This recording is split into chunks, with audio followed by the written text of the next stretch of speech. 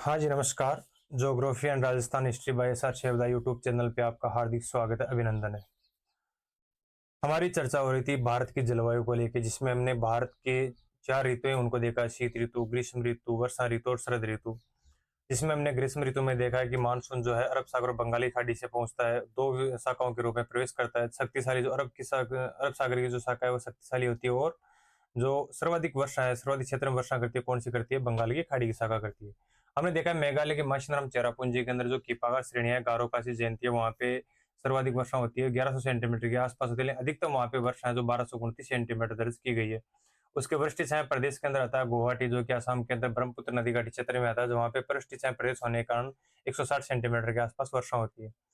इधर हमने पश्चिमी घाट श्रेणी का अवरोध के कारण जो मुंबई महाबलेश्वर में यहाँ पे सर्वाधिक वर्षा देखी थी, महाबलेश्वर में 400 सेंटीमीटर के लगभग, और मुंबई के अंदर लगभग 190 सेंटीमीटर के लगभग वर्षा देखी थी। और उसके जो विपरीत वृष्टि छाया प्रदेश में पुणे की बात करें तो वहां पर हमारे को देखने को मिली थी सिर्फ 60 सेंटीमीटर वर्षा देखने को मिली थी। अरब सागर का जो मानसून दो शाखाओं के रूप, 3 शाखाओं के रूप में जाता है। एक शाखा जो पश्चिमी घाट से टकराता है, तटीय मैदानों को प्रवेश करके। दूसरी शाखा नर्मदा नदी और जो ताप्ती नदी घाटी क्षेत्र, इनसे प्रवेश होकर आगे छोटा नागपुर के पठार तक प्रवेश करता है। तीसरी शाखा दिल्ली तक प्रवेश करती है, जो कि अरावली पर्वतमाला उसके समानांतर होने के कारण, उसके बिना किसी रोक टोक के कारण आगे निकल जाता है और दिल्ली तक प्रवेश कर जाता है। इधर हमने बात की थी बंगाल की खाड़ी की मानसून की, तो एक शाखा तो पश्चिम बंगाल में आती है और दूसरी शाखा बात करते हो गंगा ब्रह्मपुत्र नदी घाटी से प्रवेश होती है, कहाँ पे जाती है? बात करते हैं मेघालय में वर्षा करने के बाद जैसे आगे प्रवेश करती है तो हिमालय का अवरोध और उधर पूर्व के अंदर अराकानी ओमा, जो कि म्यांमार की पर्वत श्रेणी, उन दोनों का अवरोध होने के कारण वापस जो मानसूनी पवन है यहाँ से पश्चिम की ओर गमन करती है। पश्चिम की ओर जब गमन करती है तो यहाँ पे पश्चिम बंगाल है, बिहार है, उत्तर प्रदेश है, यहाँ से प्रवेश होते हैं, दिल्ली तक पहुंचते हैं। दिल्ली तक पहुंचते पहुंचते ये जो अरब सागर की शाखा और बंगाल की खाड़ी की दोनों शाखाएं क्या हो जाती है? मिल जाती है। राजस्थान के अंदर जो वर्षा हो रही थी वो कम हो रही थी, क्योंकि समानांतर श्रेणी थी, कौन सी? अरावली पर्वतमाला, और उसी के समांतर से जो अरब सागर की शाखा वो निकल रही थी। अब जो बंगाल की खाड़ी की जो शाखा है, एक तो सीधे समानांतर हिमालय के सारे सारे शिवालिक श्रेणियों के सारे सारे कहाँ तक निकल के दिल्ली तक। दूसरी श्रेणी जो है मध्य प्रदेश से होती हुई राजस्थान के अंदर प्रवेश करती है। अब की बार जो अरावली पर्वतमाला उसका अवरोध होने के कारण वहां पे उनसे टकराती है और वहां पे सर्वाधिक वर्षा कर देती है। इसलिए राजस्थान के अंदर जो वर्षा हो रही है वह अरावली पर्वतमाला का अवरोध है। किन पवनों के आ रहा है? बंगाल की खाड़ी की सागर से जो मानसूनी पवन आ रहे हैं उनसे। उनका अवरोध होने के कारण राजस्थान के पूर्वी भाग में तो लगभग 80 से 90 सेंटीमीटर के आसपास वर्षा करती है। और बात करते हैं वृष्टि छाया प्रदेश के अंदर, राजस्थान के जो मरुस्थलीय जिले आते हैं उन जिलों के अंदर वर्षा बहुत ही कम होती है। बात करते हैं राजस्थान की, वहां पे पहले मानसून 15 जुलाई के आसपास पहुंचता है, और वर्षा होती है तो कितनी होती है? लगभग 10 सेंटीमीटर के आसपास वर्षा होती है। ग्रीष्म ऋतु में बात की थी, ये हमने की मानसून पूर्व की जो वर्षा होती है उसे काल बैसाखी है, नॉर्वेस्टर है, ब्लास्म शावर है, चेरी ब्लास्म है, आम्र वर्षा है, कहवा वर्षा, इन वर्षा की हमने चर्चा की थी। ये मानसून मानसून पूर्व की क्या है? संकेत है। इसके बाद में हमने शरदकाल में हमने देखा था कि मानसून क्या वापस लौटता है 15 सितंबर से 1 दिसंबर तक, संपूर्ण भारत से क्या वापस लौट जाता है।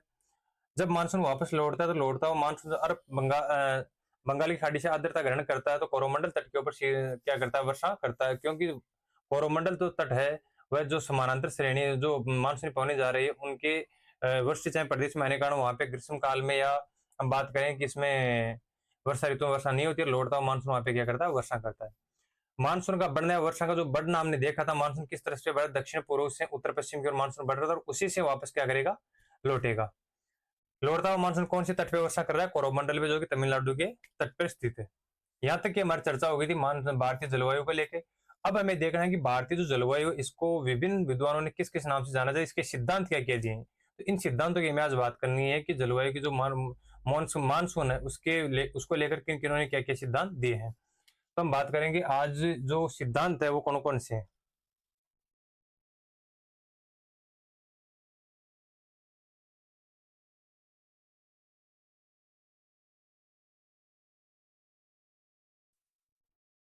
मानसून उत्पत्ति के सिद्धांत।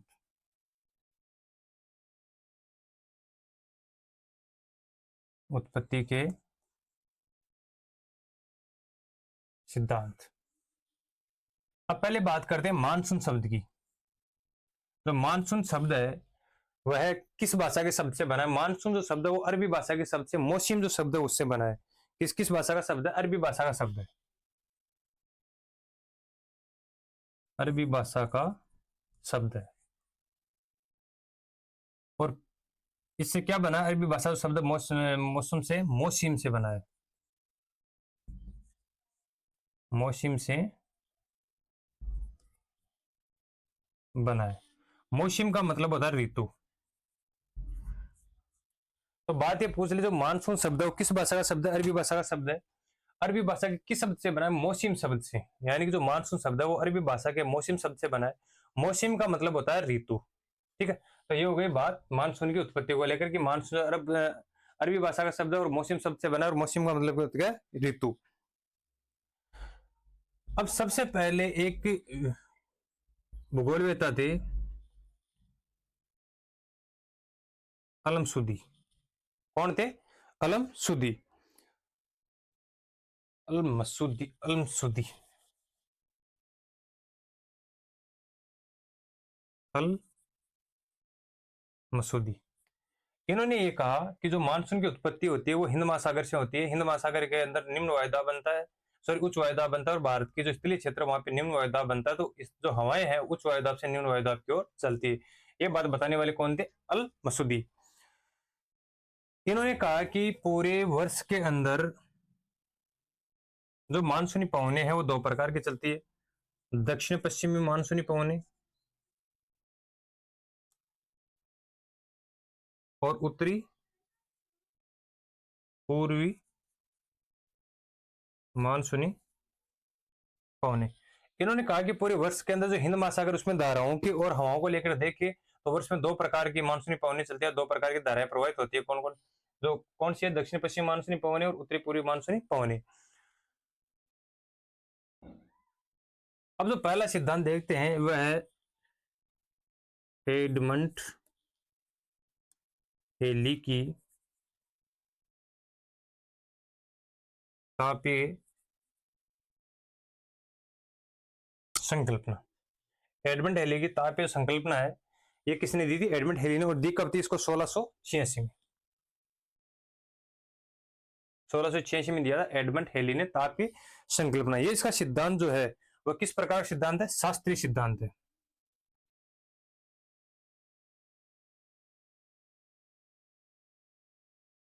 शास्त्रीय सिद्धांत एडमंड हेली का तापीय संकल्पना सिद्धांत।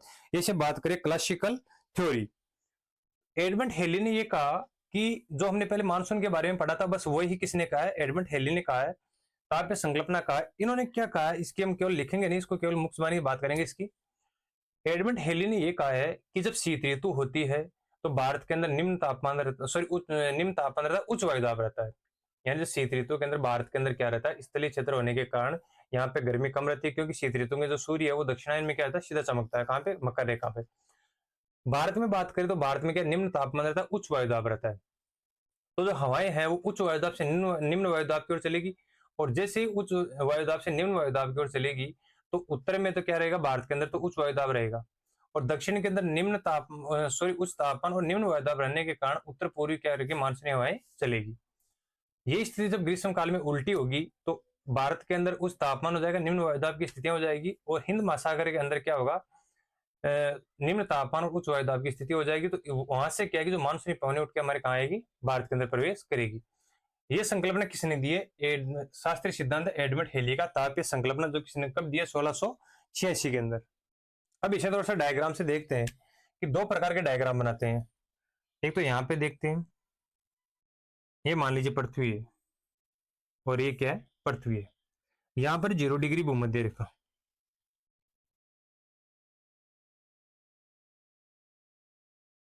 0 डिग्री भूमध्य रेखा। यहाँ पर बात करते हैं तो यहाँ पर 23.5 डिग्री। यहाँ पर बात करेंगे 23.5 डिग्री मकर रेखा। ये तो कौन सी है? कर्क रेखा। और ये कौन सी है? मकर रेखा। ये बात करेंगे हम किसकी? शीत ऋतु की।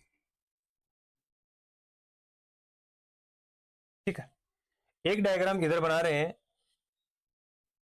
0 डिग्री, 23.5 डिग्री और 23.5 डिग्री मकर रेखा।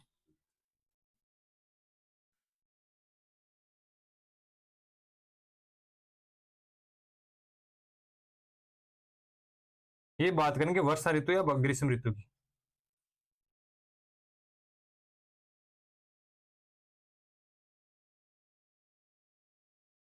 अब शीत ऋतु की जब बात करेंगे तो सूर्य लंबवत कहां पे होगा?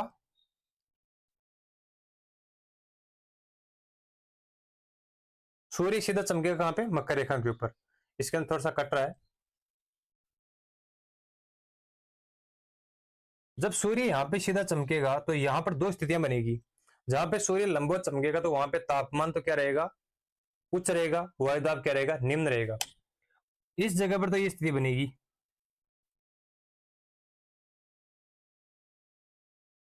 तापमान उच्च, वायुदाब निम्न। यहां पर बात करेंगे भारत की स्थिति, यहां पर आ जाती है। तो यहां पर जो स्थिति रहेगी वो क्या रहेगी, निम्न तापमान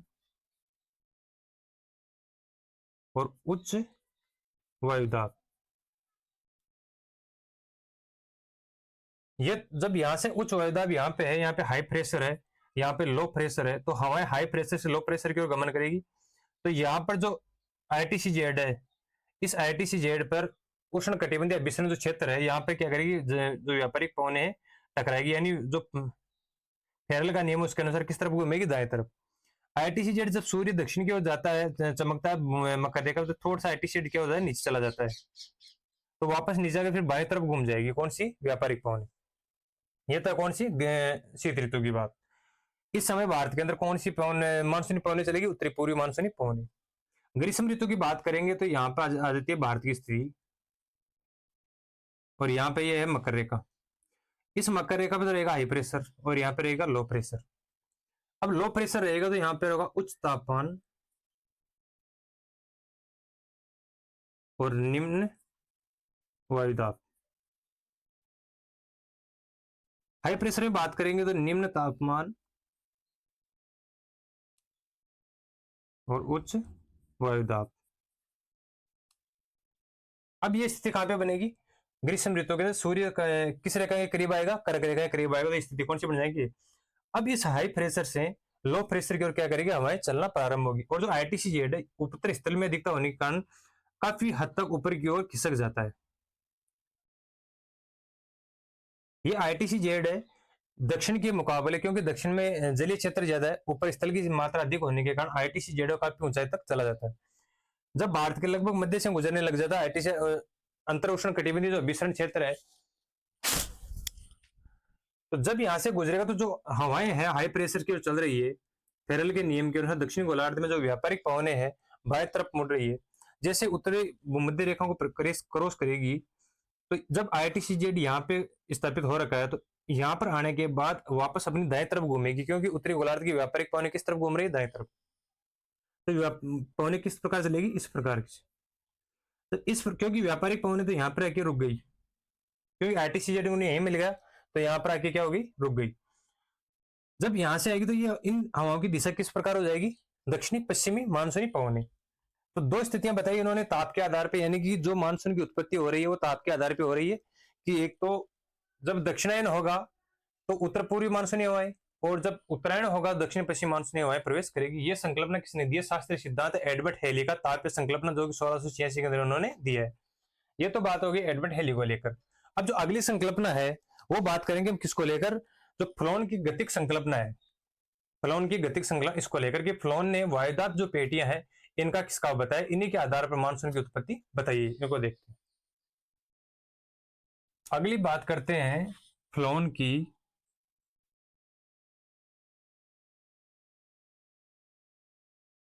गतिक, फ्लोन की गतिक संकल्पना।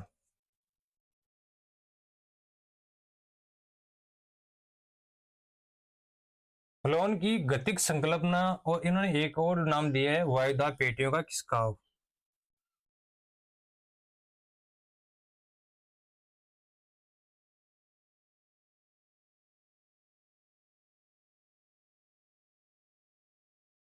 फ्लोन ने यह बताया है कि पृथ्वी के ऊपर जो वायुदाब पेटियां बनती है 7 प्रकार की, उनमें से जो पेटियां हैं, जो सूर्य का जो उत्तरायण और दक्षिणायन होता है, तो इन पेटियों का खिसकाव भी होता है। तो फ्लोन ने तो बताई थी, जो फ्लोन ने जो संकल्पना बताई वो वायुदाब पेटियों का खिसकाव बताया, कि जो अंतर उष्ण कटिबंधीय जो क्षेत्र है आईटीसीजेड,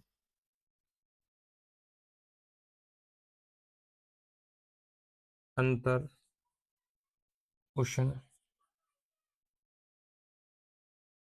कटिबंधीय अभिसरण, ये जो क्षेत्र है, तो इन्होंने कहा कि जो ITC-Z है, ये जो पूरी पेटी है, जो निम्न वायुदाब की पेटी है, कहाँ पे? भूमध्य रेखा पे। तो इन्होंने बताया कि ऊपर तो भूमध्य रेखा से ऊपर तो क्या स्थल की अधिकता अधिक है, दक्षिण में बात करें स्थल की अधिकता कम है, यानी जल की अधिकता ज्यादा है। तो फ्लो ने ये कहा है कि जो वायुदाब पेटी है ये ITC-Z की, जब सूर्य दक्षिणायन होता है तो तब भूमध्य रेखा से कुछ ही दूरी तक नीचे दक्षिण की ओर गमन करती है। लेकिन जैसे ही सूर्य उत्तरायण होता है तो ITC-Z कहां पे स्थापित हो जाता है? भारत के लगभग मध्य में स्थापित हो जाता है। जब ये ITC-Z भारत के जब मध्य में स्थापित हो जाता है, या जो ये ITC-Z है, इसकी दोनों तरफ की जो पेटी है लगभग 0 से 5 उत्तर में, 0 डिग्री से 5 डिग्री उत्तर में और 0 से 5 डिग्री दक्षिण में होती है। लेकिन जब सूर्य उत्तरायण होता है तो इसकी जो स्थिति है ITC-Z को लगभग मध्य भारत से गुजरने लग जाती है, मध्य भारत से गुजरने लग जाती है। तो ITC-Z जब सूर्य कर्क रेखा पे सीधा चमकेगा या लंबवत होगा, तो ये ITC-Z की स्थिति अधिकता अधिक होने के स्थल की अधिकता अधिक होने के कारण जो ITC-Z वो भारत के लगभग मध्य से गुजरने लग जाएगा। तो वही संकल्पना जो हमने मानसून के बारे में पढ़ी थी, वही संकल्पना कौन बता रहा है? क्लॉन की गतिक संकल्पना। उन्होंने ताप की संकल्पना बताई थी, एडमंड ने बताई ताप के सिद्धांत, यानी सूर्य के अनुसार बताई थी उन्होंने। जो ये पेटी है, इस पेटी की बात कर लेते हैं एक बार कि ये पेटी है क्या। ये 0 डिग्री, ये 30 डिग्री के आसपास, 66.5 डिग्री और 90 डिग्री उत्तर में, ये स्थिति नीचे रहेगी 30 से 35 डिग्री, 60 से 65 डिग्री और 90 डिग्री तक। तो ये तो रहेगी 0 से 5 या 10 डिग्री तक। ये रहेगी 30 से 35, 60 से 65 और 90 डिग्री। ये रहेगी 30 से 35, 60 से 65 और 90 डिग्री दूर है। तो यहाँ पर तो डोल्ड्रम पेटिया ITC-Z अंतर उष्ण कटिबंधीय विसरण जो क्षेत्र है, निम्न वायुदाब का केंद्र रहेगा। ठीक है, यहाँ पर उपोष्ण उच्च वायुदाब, उच्च वायुदाब, यहाँ पर भी उपोष्ण उच्च वायुदाब, उपोष्ण उच्च वायुदाब। यहाँ पे उपदूरी वे निम्न वायुदाब, यहाँ पर भी कौन सी?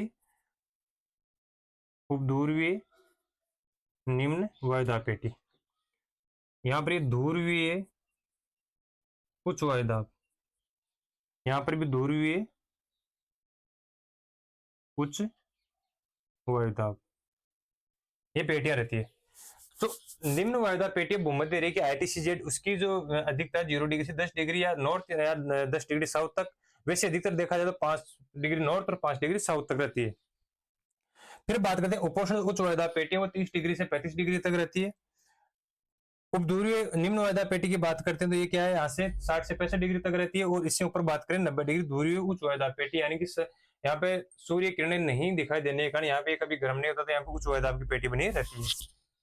अब इन्होंने बताया कि जो यहाँ पे उत्तरी गोलार्ध में स्थल की अधिकता है, एडमंड हेली ने, दक्षिणी गोलार्ध में स्थल की अधिकता कम है, तो ITC-Z अगर सूर्य मकर रेखा पे सीधा चमक रहा है तो ITC-Z कुछ ही दक्षिण की ओर जाएगा।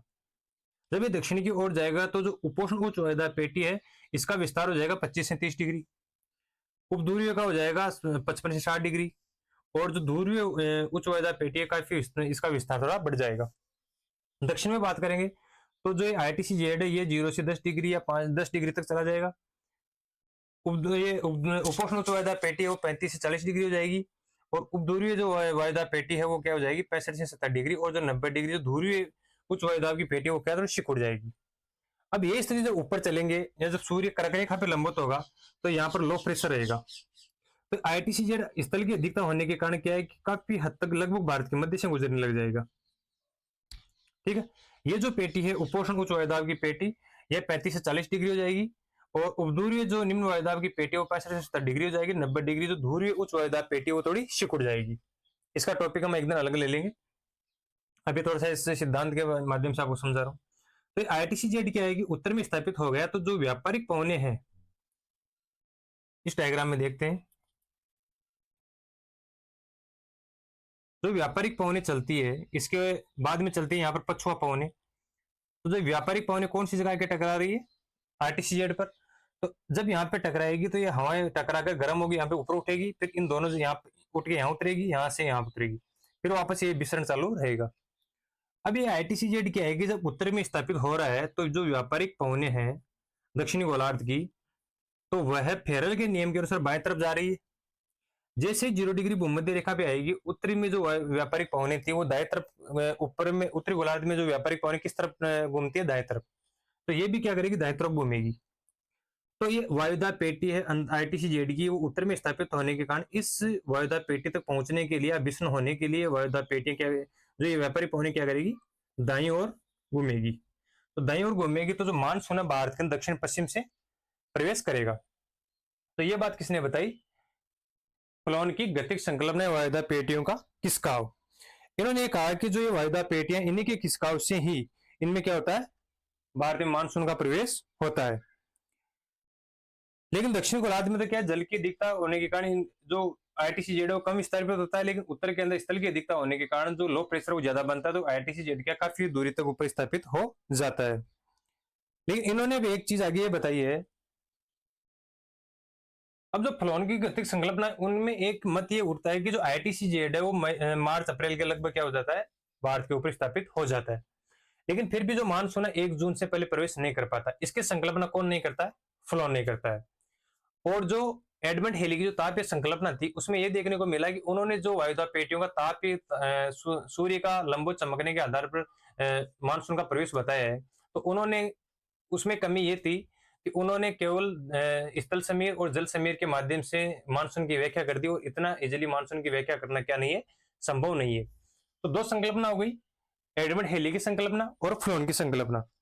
अगली जो बात करेंगे, अब संकल्पना फ्लोन की गतिक संकल्पना है और दूसरा इसका नाम वायुदा पेटियों का खिसकाव। ये दोनों संकल्पना फ्लोन की। अगर इसे पूछे वायुदा पेटियों का खिसकाव की संकल्पना किसने दी है, तो किसने दी है, फ्लोन ने। तापीय गतिक संकल्पना किसकी है, फ्लोन की। एडमंड हेली ने कौन सी संकल्पना दी है, तापीय संकल्पना प्रवेश की है 1686 के अंदर। ये बात हो गई। अब कल जो बात करेंगे नेक्स्ट क्लास में, तो वो आएगी एक तो आधुनिक जो मत है जेट स्ट्रीम को लेकर, वाईटीएम ने सिद्धांत दिया था। एक है तिब्बत का सिद्धांत, यानी जो तिब्बत का पठार है उसको सिद्धांत को लेकर क्या होगी, चर्चा होगी। इन दोनों के आधार पर ही जो तिब्बत का क्षेत्र है इसको प्रस्तुत किया था कॉन्टेश्वर महोदय ने। इन दोनों की चर्चा नेक्स्ट क्लास में होगी। सभी को नमस्कार।